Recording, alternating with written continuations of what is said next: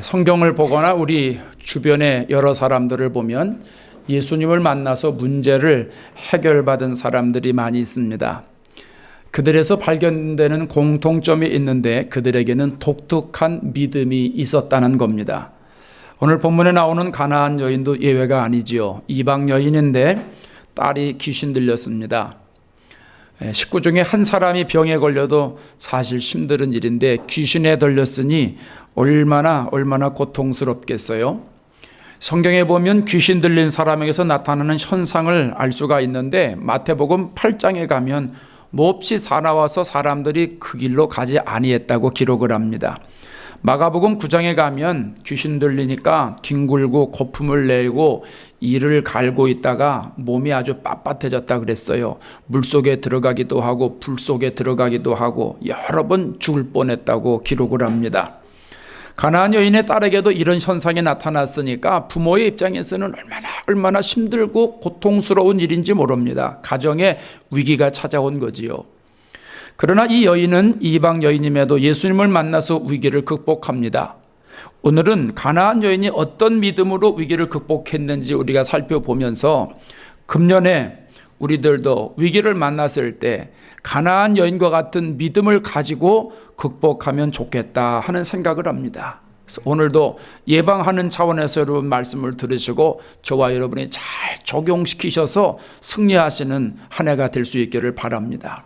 첫째로 가나안 여인은 소리를 질렀다고 했지요. 22절에 보세요. 가나안 여자 하나가 그 지경에서 나와서 소리질러 이르되, 소리를 질렀다 하는 것은 부르짖는 기도의 신앙이었다, 이걸 말하는 겁니다. 소리 지르다고 하는 말은 원어로 크라조라고 그럽니다. 크라조. 기도할 때 사용하는 표현이에요. 하나님께 기도할 때. 그러니까 개인적으로 어려운 일을 만났거나 또 민족적인 재난을 당했거나 이 공동체에 어려운 일이 있을 때 하나님 앞에 부르짖어 기도하는 거, 그거를 크라조라고 말합니다. 가나안 여인은 딸이 귀신이 들리니까 해결 방법이 없어요. 우리도 귀신을 우리가 쫓아내고 우리가 제어할 수 있는 능력이 아니거든요. 그러니까 하나님의 능력으로만 가능한 거예요. 그러니까 방법이 없으니까 예수님께 와서 소리를 지르는 거예요. 내 딸이 흉악한 귀신이 들렸다는 거예요. 고쳐달라는 얘기죠. 가나안 여인은 예수님 앞에 간절히 부르짖어서 기도한 것입니다. 성경에 보면 이 크라조의 기도를 많이 언급을 합니다. 예수님이 십자가에 달려 돌아가실 때 마태복음 27장 50절에 가면 다시 크게 소리 지르시고 영원히 떠나가시다, 이런 말씀을 하는데 여기서 다시 크게 소리 질렀다 하는 그것이 바로 크라조입니다. 크라조. 마태복음 9장에 가면 맹인이 예수님을 따라오면서 소리 지르죠. 다윗의 자손이여 나를 불쌍히 여겨소서, 고쳐달라는 얘기입니다. 이때도 크라조라고 하는 단어를 씁니다. 맹인은 가나안 여인과 같은 동일한 믿음을 가지고 있었던 거지요. 베드로도 보면 부르짖어 기도하는 신앙을 소유했어요. 제자들이 배를 타고 가는데 새벽쯤에 예수님께서 저 멀리 물 위를 이렇게 걸어오고 계시는 겁니다. 제자들이 깜짝 놀라가지고 겁에 질려가지고 유령이다, 야 유령이다, 뭐 이런 소리를 지릅니다. 그러니까 예수님께서 나다 안심해라, 걱정하지 말아라, 예수님 가르쳐 주세요. 그러니까 베드로가 이때 주님이 정말 확실하면 나더러 무리를 걸어가지고 주님께 오라고 얘기 좀 해보세요. 그 예수님이 나한테 와라. 그 베드로가 예수님을 바라보고 무리를 걸어갑니다. 그런데 잠시 뒤에 베드로가 바람이 불어오는 것을 보고 무서움을 느꼈어요. 순간 물에 빠집니다. 그때 베드로가 물속에서 하는 고백입니다. 마태복음 14장 30절에 소리질러 이르되 주여 나를 구원하소서. 소리질러 이르되 나를 구원하소서. 그게 크라조입니다. 크라조. 크게 소리 지르는 거. 다윗도 부르짖어 기도하는 신앙을 소유했습니다. 시편 27편 7절에 가면 여호와여 내가 소리내어 부르짖을 때 들으시고, 28편 1절에 가면 여호와여 내가 부르짖으오니 나의 반석여 내게 귀를 막지 마소서. 28장 2절에 가면 내가 주의 지성소를 향하여 나의 손을 들고 주께 부르짖을 때에, 31편 22절에 가면 내가 주께 부르짖을 때에, 141편 1절에 가면 내가 주께 부르짖을 때에 내 음성에 귀를 기울이소서. 다윗은 많은 환난을 겪었어요. 많은 고통을 겪고 있었는데 그때마다 하나님 앞에 부르짖어 기도해서 위기를 극복했습니다. 오늘날에도 우리가 개인적으로 어려운 일을 만났거나 또 가정이나 직장이나 사회가 힘든 일을 당했을 때 예수님께 부르짖어 기도하면 하나님이 도와주셔서 모든 것들을 능히 해결해 주시게 되는 겁니다. 이사야 58장 9절에 내가 부를 때는 나 여호와가 응답하겠고 내가 부르짖을 때는 내가 여기 있다 하리라. 부르짖으면 주님이 해결해 주신다는 거예요.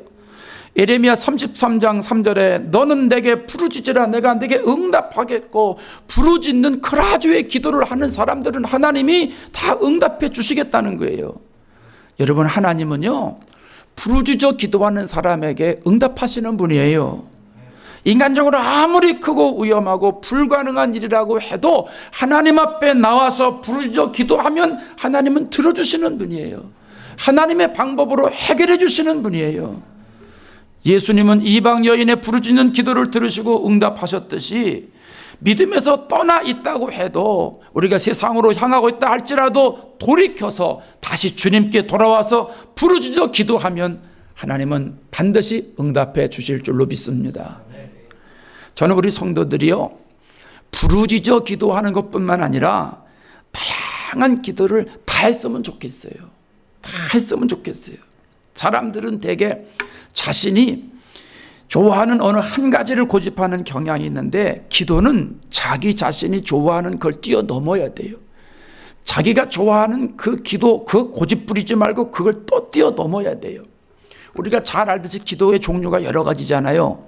기도는 묵상 기도도 있고 대화 기도도 있고 또 통성 기도도 있고 부르짖는 기도도 있고 이렇게 다양한데 내가 좋아하는 특정한 기도를 고집하면 안 된다는 거예요. 나는 묵상 기도를 좋아하니까 늘 묵상 기도만 고집하면 안 되고, 나는 통성 기도가 체질에 맞으니까 나는 통성 기도만 해야 된다. 이게 안 좋다는 거예요. 모든 걸 다 할 수 있어야 된다는 거예요. 어떤 사람은 통성 기도 합시다 그러면 알러지 반응을 일으키는 사람이 있어요. 꼭 그렇게 해야 되나? 주여 3차 하고 기도하십시다. 하나님이 꼭 귀를 먹으셨나? 꼭 그렇게 얘기를 해야 되나? 기도해야 되나? 비판합니다. 그리고 침묵 기도를 하죠. 꼭 청개구리 신앙 같은 사람들이요 가뭄에 콩나듯 있어요. 우리 성도들은 때와 장소와 환경과 여건에 맞추어서 여러 종류의 기도를 잘 할 수 있어야 돼요. 다 할 수 있어야 돼요. 뮨이나 발트 타고 갈 때 여러 사람이 있잖아요. 그때 무슨 기도를 하면 좋을까요? 그 묵상 기도를 해야지요. 여러 사람이 있는데 그때 통성으로 기도하면 그 믿음이 좋은 게 아니고요. 믿음이 잘못된 사람입니다. 그 이상한 사람입니다. 운전하고 가실 때 혼자 걸어갈 때 그때는 하나님하고 단 둘이니까 무슨 기도하면 좋을까요?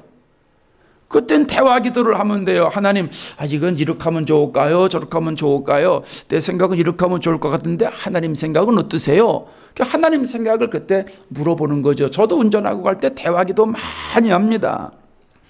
금요 기도할 때 여러 사람들이 모여서 우리가 합심 기도합시다 하고선 통성으로 기도하잖아요. 이때 이거 잘할 수 있어야 되는 거예요. 또 힘들고 어렵고 고통스러운 일이 막 나에게 파도처럼 밀려옵니다. 이럴 때 우리가 어떻게 해야 됩니까? 이때는요 부르짖어 기도해야 되는 거예요. 답답하잖아요. 사방이 다 쌓여 있어가지고 사망의 음침한 골짜기를 걷는 것과 같은 그런 삶을 살아갈 때 묵상기도 아니에요. 대화기도 물론 그것도 좋지요. 통성기도 그것도 괜찮아요. 그렇지만 그때는요 하나님 앞에 부르짖어 기도해야 돼요. 답답하니까 부르짖어 기도해야죠. 목사님 꼭 굳이 그렇게 기도 안 해도 하나님은 우리의 마음의 생각까지 다 아시는 분이고 인간의 머리털까지도 다 알고 계시는 분인데 꼭 그렇게 해야 됩니까? 그러는데 여러분 과연 그럴까요? 마태복음 7장 7절에 가면 구하라 찾으라 두드리라 그랬어요. 구하는 이에게 주신다고 했어요. 하나님은 우리의 마음의 생각까지 아시는 분이고 우리의 머리카락까지 다 세고 계신 분이지만 구하지 않으면 주시지 않습니다. 구하지 않으면 절대 주시지 않습니다. 주시는 것은 기본적인 것만 주시는 겁니다. 나에게 처해져 있는 여러 가지의 문제, 고난, 그것을 해결해 주시지 않는다는 거예요. 내가 기도해야 될 때만 기도할 때만 하나님이 해결해 주시는 거예요. 그러니까요, 묵상 기도할 때는 묵상 기도 잘해야 됩니다. 대화 기도해야 될 때는 대화 기도 잘해야 되고요. 통성 기도할 때는 통성 기도 잘해야 되고요. 부르짖는 기도할 때는 부르짖는 기도 잘해야 돼요. 상황에 맞게, 환경에 맞게 기도를 잘 해야 되는 거예요. 오늘 예배드리는 여러분은 금년도 1년을 살아갈 때 기도를 완전히 정복하시기 바랍니다. 우리 기도하신 집사님 말처럼 기도의 끈을 꼭 붙잡으시기 바랍니다. 기도의 끈을 꼭 붙잡고 기도를 아주 정복하면은요, 그러면 하나님이 우리들의 기도의 응답을 그때그때마다 다 해주시는 거예요. 우리 성도들 가만히 보면 장차 한국교회와 미국교회의 이민교회의 영적인 리더로 하나님이 나중에 다 쓰실 것인데, 그러기 때문에 기도와 친해져야 돼요. 묵상기도 친해지셔야 되고, 대화기도 잘하셔야 되고, 통성기도 열심히 하셔야 되고, 부르짖는 기도 누구 못지않게 잘해야 됩니다. 그걸 잘 준비하고 있으면은 나중에 하나님이 그렇게 쓰실 줄로 믿습니다. 특별히 어려운 일이 닥쳤을 때, 여러분 금년에 어떤 일 일어날지 모르잖아요. 내 힘으로 해결하지 못할 때가 있어요. 고민될 때가 있어요. 정말 힘들고 어려울 때가 있어요. 그런 고난이 찾아올 때 가나안 여인처럼 부르짖는 기도를 잘하셔야 됩니다. 그때 부르짖는 기도를 적용시키시는 거예요. 예? 어렵다, 힘들다, 고난이다, 감당하기 어렵다, 이럴 때는요, 크라조의 소리 지르는 기도, 부르짖는 기도를 딱 접목시키는 겁니다. 그래서 안타까운 마음을 가지고 매달려 기도하는 겁니다. 간절한 마음을 가지고 부르짖어 기도하는 겁니다. 그때 하나님이 우리의 기도를 들으시고 응답해 주시고 우리의 문제를 말끔히 해결해 주셔서 우리가 승리하게 될 줄로 믿습니다. 둘째로 가나안 여인은 개 취급을 해도 괜찮다고 말하지요. 27절에 보세요. 개들도 제 주인의 상에서 떨어지는 부스러기를 먹나이다. 이게 무슨 의미냐 하면, 이 가나안 여인은 포기하지 않는 믿음을 소유했다, 이걸 지금 말하는 거예요. 가나안 여인 믿음 참 대단합니다. 오늘 본문을 가만히 읽어보면은요, 가나안 여인의 믿음은 너무너무 근사한 거예요. 이 가나안 여인이 여러 번에 걸쳐서 예수님께 요청을 하잖아요. 성경을 자세히 보세요. 22절 보면 소리를 질렀다고 그랬죠. 이게 첫 번째예요. 다윗의 자손 예수여, 나를 불쌍히 여기소서, 내 딸이 흉악히 귀신 들렸나이다. 이게 첫 번째 외침이에요. 근데 이 소리를 듣고 예수님이 아무 대답이 없으세요. 그러니까 다시 소리를 지릅니다. 22절, 23절에 보세요. 23절 보세요. 제자들이 말하죠. 이 여자가 우리 뒤에서 소리를 지릅니다. 첫 번째는 예수님께 와서 소리를 질렀어요. 예수님이 묵묵부답이시니까 지나가신 다음에 아마 뒤에서 소리를 질렀던 모양입니다. 근데 그때 비로소 예수님이 이제 말씀을 하세요. 24절에 가면 나는 이스라엘 집에 잃어버린 양 외에는 다른 데로 보내심을 받지 아니했노라. 나는 길 잃은 양과 같은 이스라엘 백성들을 찾아 돌보려고 왔지 이방 여인에게 역사하기 위해서 온 것이 아니다, 이 말입니다. 아주 완전히 거절당한 겁니다. 사마리아 여인, 이 가나안 여인이 완전히 거절당한 겁니다. 그런데 가나안 여인이 포기하지 않아요. 다시 예수님께 와요. 25절에 보세요. 여자가 와서 예수께 절하며 이르되 주여 저를 도우소서. 세 번째 요청하는 거예요. 이제는 안 되겠다 싶으니까 예수님 앞에 와서 절을 하는 거예요. 절을 했다고 하는 건 원어에서는 예배 드렸다, 그런 의미입니다. 이제는 이 교회 나와서 예배 드리면서 예수님 앞에 나와서 주여 나를 좀 도와주세요, 나를 해결해 주세요, 이렇게 얘기를 하는 거예요. 자, 이쯤 되면 예수님이 해결해 주실 법 하잖아요. 근데 엉뚱한 말씀을 하세요. 26절에 보세요. 자녀들이 떡을 취하여 개들에게 먹음이 마땅하지 아니하니라. 이스라엘 백성들이 먹을 것을 이방인에게 줄 수 없다, 이 말입니다. 가나안 여인을 개 취급해버리는 거예요. 수모지요. 이런 수모가 세상에 어디 있어요. 그런데 가나안 여인은 포기를 하진 않는 거예요. 27절에 보세요. 아까 읽은 거, 여자가 이르되 주여 올소이다마는 개들도 제 주인의 상에서 떨어지는 부스러기를 먹나이다. 상에서 떨어지는 것이라도 좋으니까 개 취급해도 좋으니까 내 귀신 들린 딸을 고쳐달라는 거예요. 우리 가정의 문제를 해결해 달라는 거예요. 가나안 여인은 포기하지 않는 믿음을 소유하고 있었다는 겁니다. 성경에 포기하지 않는 믿음을 소유한 사람들이 여러 나오잖아요. 바디메오도 마찬가지였어요. 바디메오는 3종 고통을 가지고 있어요. 마가복음 10장 46절에 가면 맹인이요 거지요 길가에 앉았다고 그랬어요. 바디메오는 앞을 보지 못하는 거예요. 거지예요. 길가에 나앉는 처지가 됐어요. 얼마나 불쌍합니까?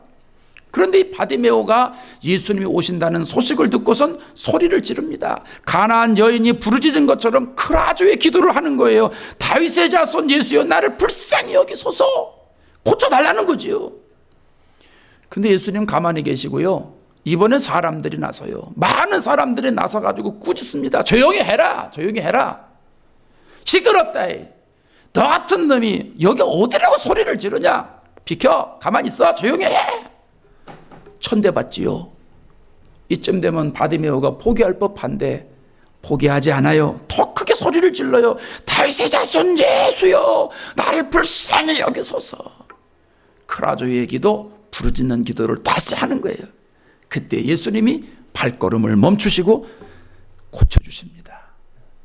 여러분, 오늘 본문에서 예수님이 가르쳐 주시는 것은 우리에게 어떠한 어려운 고난이 있다고 해도 포기하지 않는 믿음을 소유해야 한다는 거예요.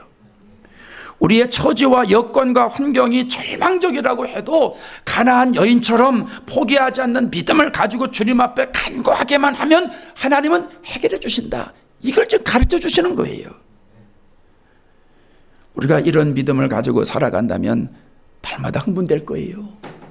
금년 한 해 동안 가나안 여인과 같은 믿음, 포기하지 않는 믿음을 가지고 나아간다면 하루하루가 기대될 거 아니겠어요? 생각해 보세요. 우리들에게 무슨 절망적인 걱정이 있겠습니까? 무슨 근심이 있겠습니까? 예를 들어서 우리에게 절망적인 상황이 찾아왔어요. 고난의 세월이 찾아왔어요. 포기하지 않는 믿음으로 나아가면 해결될 거 아니겠어요? 고난의 터널로 들어가고 있습니다. 이때 포기하지 않고 하나님 앞에 부르짖으면 하나님이 응답해 주지 아니하시겠어요? 잠을 편히 이루지 못하고 고통의 연속입니다. 아주 그냥 심장이 두근두근합니다. 어떻게 살아야 될지 모릅니다. 이때 포기하지 않고 하나님 앞에 나와서 부르짖어서 그저 기도하면 하나님이 해결해 주지 아니하시겠어요? 하나님께서 가나안 여인에게 역사하셨는 것처럼 오늘 우리들도 동일한 마음 가지고 포기하지 않고 기도하면 하나님께서도 우리에게 동일하게 역사해 주실 줄로 믿습니다. 저는 대학 다닐 때 우리 형님이 우물을 팠어요. 우물. 근데 제가 따라다니면서 조수도 하고 저 가만히 보니까 우물 파는 게 쉽지가 않아요. 땅 속에 그 맥이 있어요. 물이 이렇게 흐르는 데가 있는데 그 맥을 잡으면 이제 물이 나오는 거예요. 그 형님이 일하는 걸 가만히 보니까 다른 사람보다는 우물을 잘 파요. 그래서 다른 사람들이 나오는 확률보다 형님이 우물을 파서 물이 나오는 확률이 월등합니다. 그 비결이 뭘까? 가만히 보니까 아주 쉬워요. 물이 나올 때까지 파는 거예요. 우리 형님은 물이 나올 때까지 파는 거예요. 그때는요, 경운기라는 게 있었어요. 조그만 경운기, 트랙터는 좀 큰 거고, 조그만 경운기에다가 이제 그 벨트를 연결해가지고 기기에 심해해서 큰 파이프가 있는데 그 파이프를 자꾸 이제 아래 땅 속으로 이제 넣습니다. 파이프 아래에는 뭐 이렇게 삐죽삐죽한 이제 쇠가 달려 있는데 그 이름을 잊어먹었어요. 그게 이제 막 돌면서 아래에 있는 흙을 이제 막 이렇게 헤치는 겁니다. 그리고 이 파이프 속으로는 물이 계속 위에서 내려오는 겁니다. 파이프가 돌면서 물이 내려오면서 여기서 이제 파지는 흙을 위로 끌어 올리는 겁니다. 물로 이제 압력에 의해서 자꾸 끌어 올리는 거거든요. 그래서 이제 계속 이게 돌아가는 거예요. 그래서 흙이 나와도 돌고 돌이 나와도 돌고 때로는 이제 반석이 나와도 계속 돌면서 계속 파는 거거든요.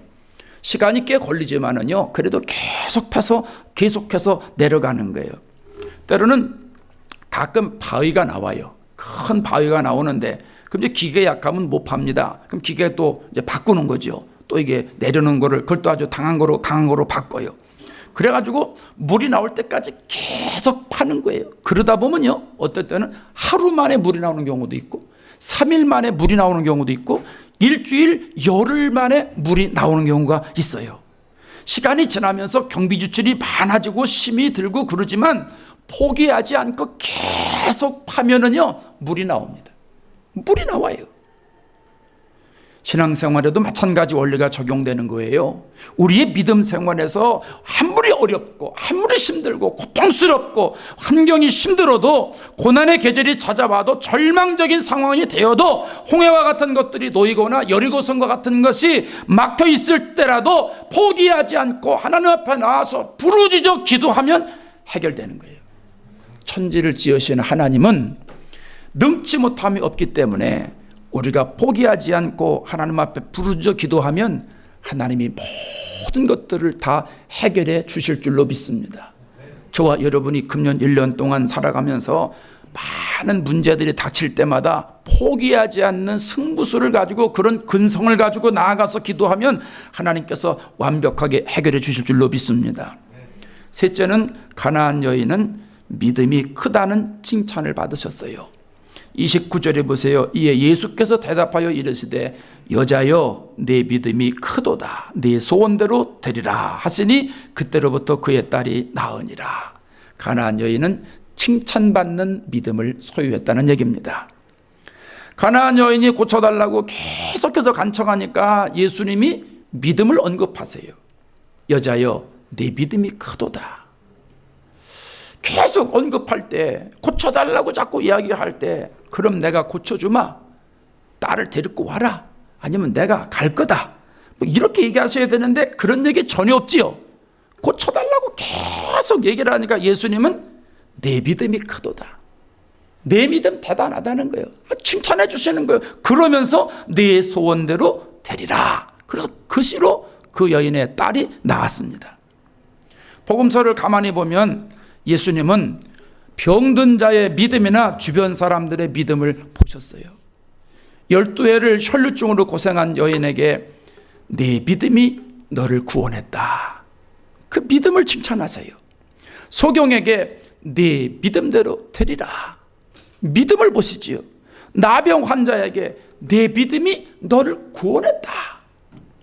중풍병자에게 그 친구들의 믿음을 보시고, 친구들이 지붕을 열고 자기 친구를, 중풍병 환자를 아래로 내리잖아요. 그럴 때 예수님이 뭐 하는 짓이냐, 예의도 없이 이 지붕이 이게 뭐냐, 절대 그런 얘기 안 하세요. 그들의 믿음을 보시고 친구들의 믿음을 보시고 고쳐주시는 거예요. 백부장에겐 뭐라고 그래요? 백부장에게 예수님 우리 집에 오실 거 없습니다, 이 자리에서 말씀만 하십시오, 이러니까 이스라엘 중에 이만한 믿음을 보지 못하였다. 예수님이 믿음을 보시고 칭찬해 주셨다는 거예요. 여러분, 예수님은 믿음을 보시는 분이에요. 환자의 증상이나 병의 깊이를 보지 않으세요. 문제의 심각성을 보지 않으세요. 고통의 정도를 보지 않으세요. 예수님은 사람들의 사회적인 지위나 제자들의 관계 때문에 고쳐주시는 분이 아니에요. 예수님을 지극히 대접했기 때문에, 예수님 오판물 사드렸기 때문에 고쳐주시는 분이 아니에요. 예수님은 오직 믿음을 보시는 분이에요. 우리의 믿음을 보시는 거예요. 가나안 여인의 딸이 귀신 들렸으니까 고쳐달라고 자꾸 요구할 때 예수님이 안 고쳐주신 이유는 그 여인의 믿음을 보시기 위해서 그런 거예요.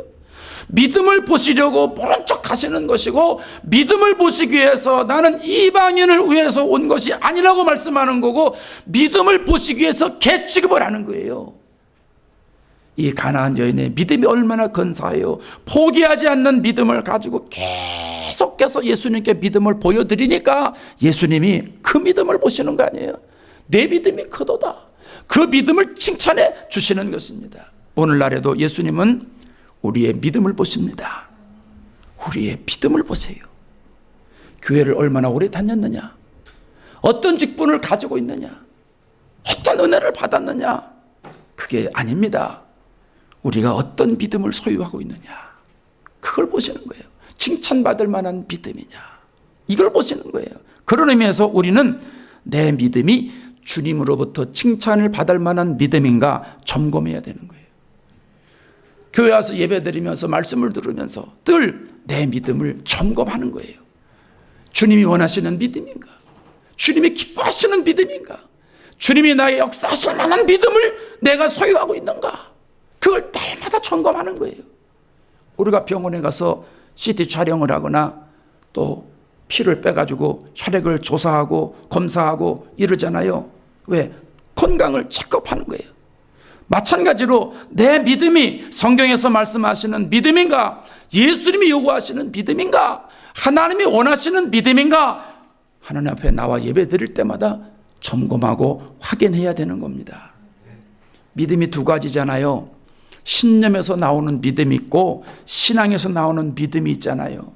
신념에서 나오는 믿음은 자기가 신앙생활하면서 자기 나름대로의 경험을 앞세우는 것과도 마찬가지죠. 교회 다니면서 이것저것 다 보면서 인간적인 생각으로 이게 굳어진 게 있어요. 그 자신의 사고나 철학이나 경험을 이렇게 내세우면서 그걸 믿음이라고 얘기하는 거예요. 이건 믿음이 신념에서 나오는 믿음인 거예요. 성경에서 나오는 믿음, 신앙에서 나오는 믿음은 하나님이 말씀하시는 믿음을 말하는 거예요. 성경을 가만히 보니까 예수님이 이런 믿음을 원하시는구나. 나도 그 믿음 소유하는 거예요. 성경에 보니까 하나님이 이런 믿음 가진 사람들에게 역사하셨구나. 내가 그대로 믿는 거지요. 그래서 칭찬받을 만한 믿음, 주님으로부터 감동받을 만한 믿음, 주님을 감동시키는 믿음, 예수님이 요구하시는 믿음, 말씀을 그대로 믿는 믿음, 이 믿음이 신앙에서 나오는 믿음이라는 겁니다. 우리는 내 믿음이 신념에서 나오는 믿음인지 신앙에서 나오는 믿음인지 확인해야 돼요. 덜 점검해야 돼요. 신앙생활하면서 내가 그동안 들은 거 있어요. 배운 게 있어요. 경험을 통해서 나오는 믿음인지 성경에서 말씀하시는 믿음인지 예수님이 요구하시는 분량의 믿음인지 그걸 덜 우리가 점검하고 체크하고 확인해야 된다는 거예요.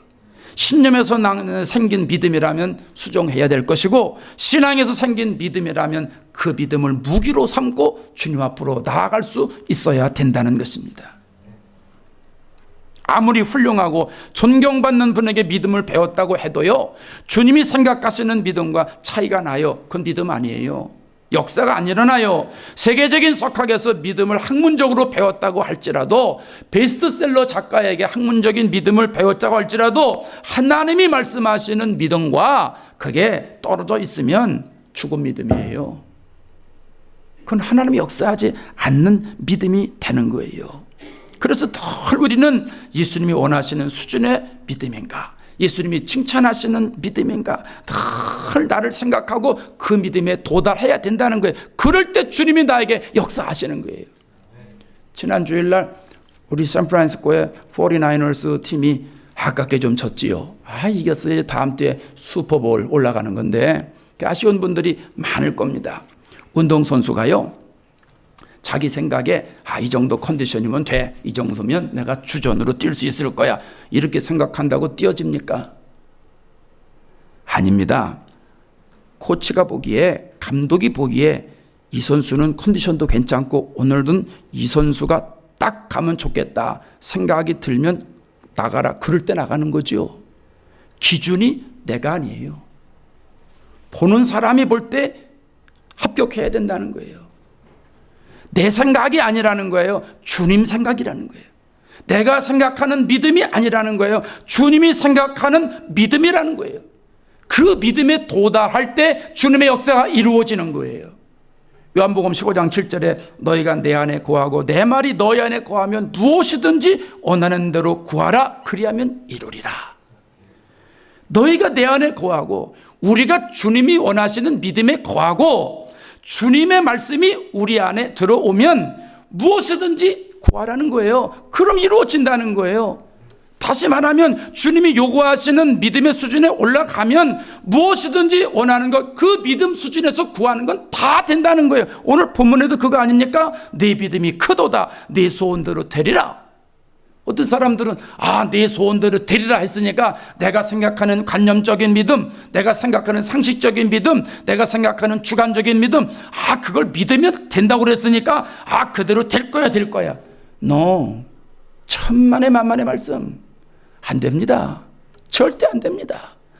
내 소원대로 되리라 하는 말씀은 전제 조건이 있어요. 예수님이 원하시는 믿음의 분량에 도달했을 때 주님이 그걸 얘기를 하시는 거예요. 내 뜻대로 되가 아니라 주님 뜻대로 되는 믿음이 있어야 된다는 거죠. 주님이 원하시는 분량에 우리가 올라가면 우리가 원하는 걸 주님이 이루어 주신다는 거죠. 사랑하는 여러분, 2014년이 벌써 1월 달이 거의 다 가고 있어요. 지금 1월 달 4주를 지내면서 우리 성도들 중에 어렵고 힘들고 고통스러운 분이 있는지는 모르겠어요. 또 우리가 앞으로 11개월을 지나갈 때, 계속해서 주님이 오라 하실 때까지 우리의 인생을 살아갈 때 우리 앞에 어떤 상황이고 어떤 여건이 있을지 아무도 몰라요. 그러나 분명한 사실은 늘 좋은 일만 있는 게 아니라 좋지 않은 일이 찾아온다는 거예요. 질병이 올 수도 있고요, 우리 인생에 가뭄이 들 수도 있고요, 물질적인 어려움이 있을 수도 있고요, 여러 가지 생각하지 못했던 고난과 고통이 찾아올 수 있다는 겁니다. 여러분, 그럴 때마다 그것 보고 두려워하지 마십시오. 오늘 주님이 말씀하시잖아요. 가나안 여인의 믿음을 배우라는 거예요. 가나안 여인의 믿음을 소유하라는 거예요. 그런 믿음으로 훈련 받으라는 거예요. 부르짖어 기도하는 믿음을 가지라는 거예요. 포기하지 않고 계속해서 전진하는 믿음을 가지라는 거예요. 주님이 칭찬하실 만한 믿음을 소유하라는 거예요. 그러면 우리의 삶에 가나안 여인과 같은 이 문제 이상으로 고난이 우리들에게 와도, 고통이 우리들에게 와도 주님이 해결해 주신다고 하는 거지요. 가나안 여인과 같은 믿음으로 신앙생활 하셔서 하나님의 역사를 이끌어내어 금년과 여러분의 평생의 삶에 승리가 넘치시기를 주의 이름으로 축복합니다.